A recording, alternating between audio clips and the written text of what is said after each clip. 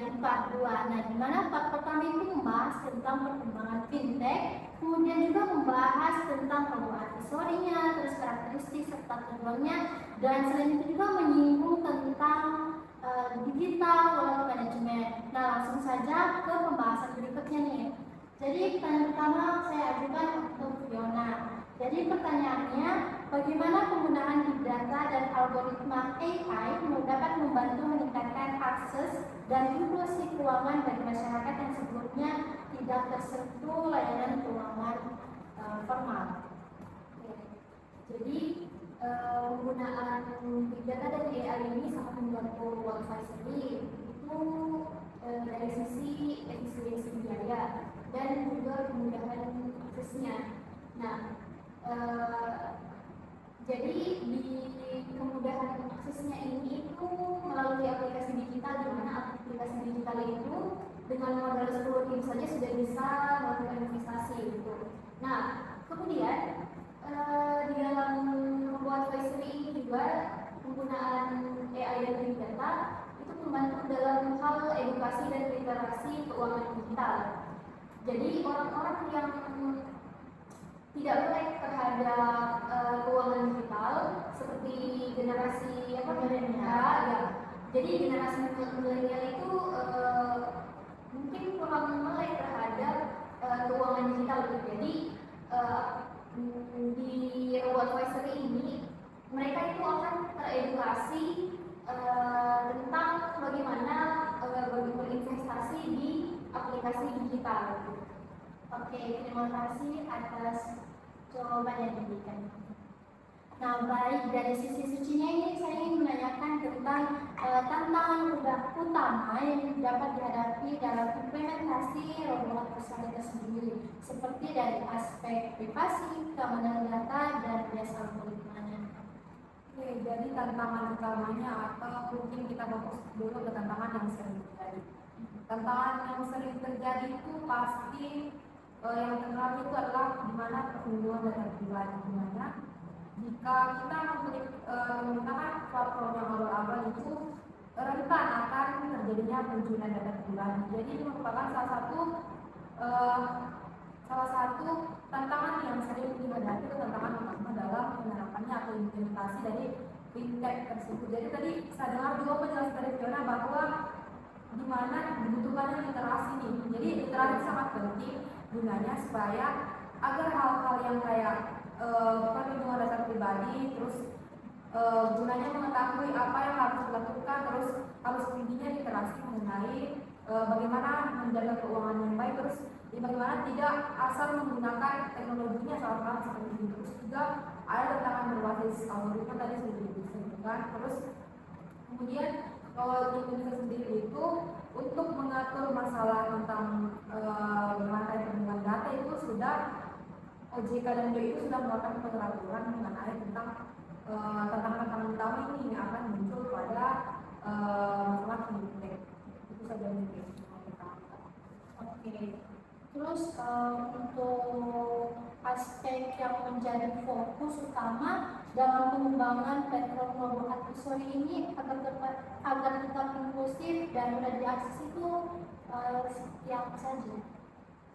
Karena banyaknya persaingan di fintech atau bisa di platform ya, jadi di sini tuh di mana kemudahan antar muka atau di mana antar muka oleh pengguna, di mana para platform ini tuh melakukan berbagai cara agar penggunaan fintech ini lebih mudah, lebih efisien, lebih irit. Kemudian juga misalnya kalau kita aktif dalam aplikasi platform seperti Bibit atau Badanisa, Ajaib kan mereka itu di sini tuh memberikan kemudahan kepada orang yang ingin berinvestasi pada awal itu, dia memberikan modal yang rendah supaya orang-orang itu berminat untuk melakukan investasi di aplikasi mereka. Jadi ini tuh menjadi daya tarik nih. Jadi orang-orang yang dananya minim itu punya ketertarikan, oh nggak apa-apa nih bisa investasi karena sering modalnya walaupun dananya kecil. Jadi mereka bisa coba-coba dulu sebelum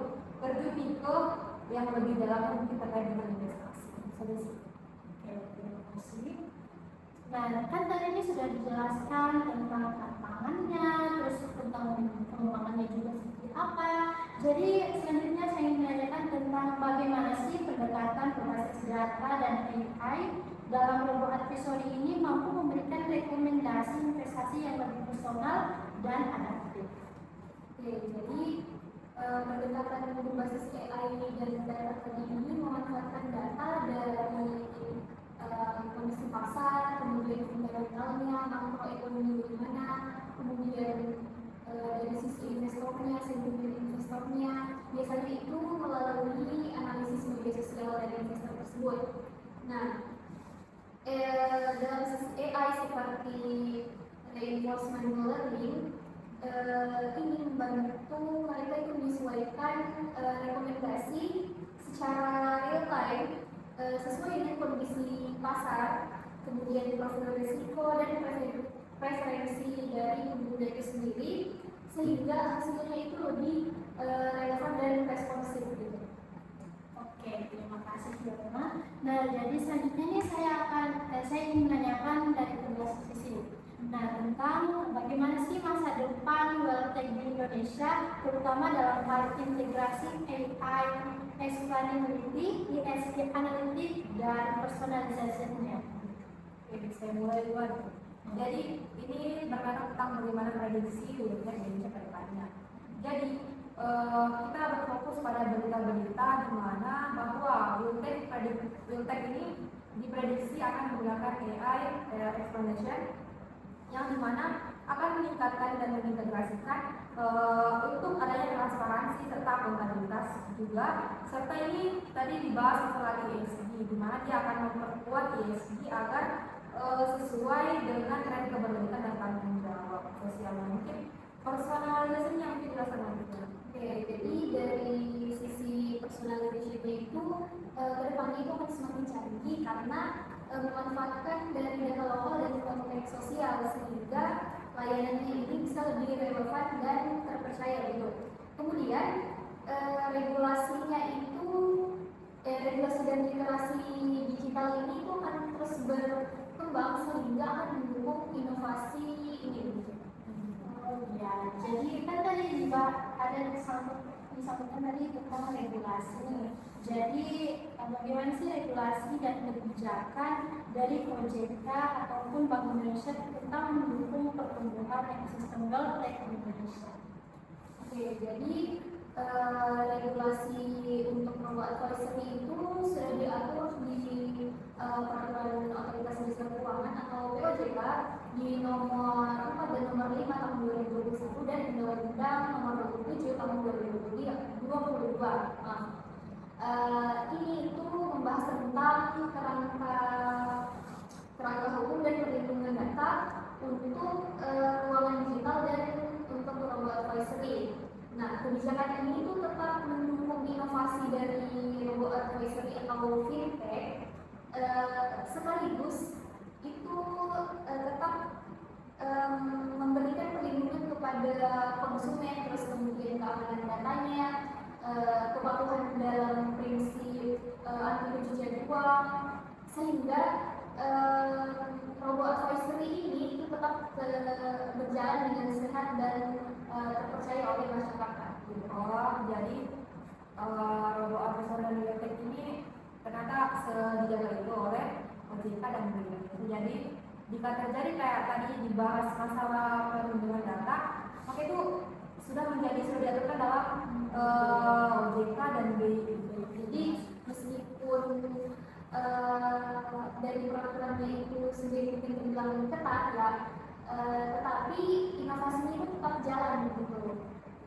Juga OJK dan BI itu sudah memberikan dalam peraturannya bahwa jika terdapat pelanggaran dalam hal itu, mungkin ada terdapat kesalahan, mungkin akan diberikan sanksi terkait misalnya dia ini terjadi pencurian data, berarti sudah ada undang-undang yang mengatur tentang hal itu, berarti akan dipastikan bahwa apabila terdapat maka akan diberikan sanksi. Terima kasih. Oke, baik teman-teman, itu saja penjelasan di bagian 42. Nah, selanjutnya itu kita akan beralih ke bagian 43.